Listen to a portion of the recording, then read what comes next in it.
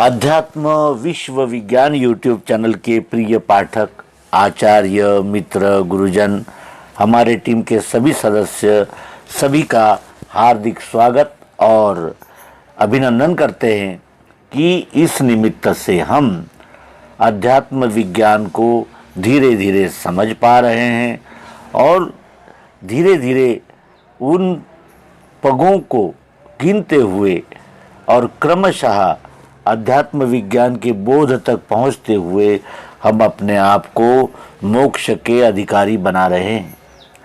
आइए इस क्रम में एक आलेख प्राप्त हुआ है, उसका आकलन करें, जानें, समझें, निधिध्यासन करें और अपने अनुभव और विवेक की कसौटी पर उसे कसें। आलेख इस प्रकार है। हम अपनी गलती निमित्त कारण पर आरोप कर देते हैं। हमारी इंद्रियां हमें भ्रम में नहीं डालती। पत्थर से ठोकर लगे तो कहते हैं पत्थर ने मारी। गलती अपनी होती है। अपन अपने सब साधन इस्तेमाल नहीं करते। न इंद्रियां, न मन, न बुद्धि ये भ्रम में नहीं डालती है। हम अपने साधनों का एकीकरण नहीं करते। उनका संगठित स्वरूप न रहने से भ्रम हो जाता है। जब इंद्रियां काम करती है तो मन काम नहीं करता। यदि मन काम करता है तो इंद्रियां काम नहीं करती। फिर बुद्धि से विचार नहीं किया कि समष्टि सहयोग देगी या नहीं। इस तरह सब साधनों का एकीकरण नहीं हो पाता और भ्रम हो जाता है। यदि इन सब का योग हो गया तो वस्तु दर्शन होगा और भ्रम नहीं पैदा होगा। आत्मानुभव की जब कल्पना की जाती है तो जगत अपने अंदर आने लगता है, जो कि गलत क्रिया है। मनुष्य को जब सही आत्मानुभव हो जाता है तो वह जगत को विश्वरूप में देखता है। जगत मिथ्या नहीं, जगत का स्वरूप मिथ्या है।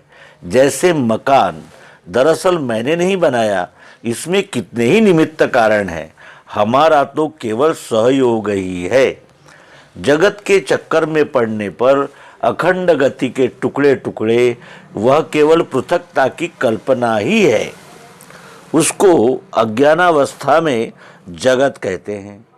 पृथकता की कल्पना जैसे जैसे छोड़ते जाते हैं, जगत का लय होता जाता है और आत्मानुभव होकर जगत को विश्वरूप दिखने लगता है। जगत की पृथकता की कल्पना लय हो जाती है और विश्वरूप दिखने लगता है। जन्म मरण हमें इसलिए दिखता है क्योंकि वस्तु को पदार्थ दृष्टि से देखते हैं। यदि मिश्री के ढेले को पदार्थ समझकर देखेंगे तो गिरते ही टूटेगा, अर्थात मरेगा। यदि शक्कर देखेंगे तो टूट नहीं सकता। अस्थि को जन्म मरण नहीं है। कागज जलाया तो स्वरूप दृष्टि से जलकर राख हो गया, अर्थात जन्म मरण है। यदि अस्थि दृष्टि से देखे तो दोनों हाल में अस्थि ही रहा। स्वरूप दृष्टि से राख बनने पर फर्क पड़ा, गुण दृष्टि से भी फर्क पड़ा, लेकिन अस्थि खत्म नहीं हुआ। स्वरूप और गुण दृष्टि से भी बदलने पर वह नष्ट नहीं हुआ, क्योंकि अब भी स्वरूप है और गुण है। जो गुण उसमें गौण थे उनका विकास हो गया। अगर हम अस्थि रूप से देखें तो यह हर हालत में कायम रहता है।